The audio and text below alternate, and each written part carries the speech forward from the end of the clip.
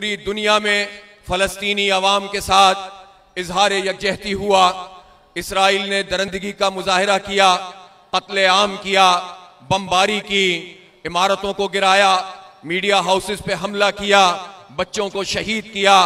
और हमने देखा कि बहैसियत मजमूई जब इसराइल ये हमले कर रहा था तो हुक्मरानों की सतह के ऊपर एक खामोशी तारी थी, लेकिन फिर जब अवाम निकल कर खड़े हुए, अरब व अजम में निकल कर खड़े हुए, पूरे मगरिब में बाज अमीर इंसानों ने एहतजाज शुरू किया, तो फिर उसके बाद हुक्मरान तबका भी कुछ जागा कि कहीं ऐसा ना हो कि उनके लिए मसाइल खड़े हो जाएं।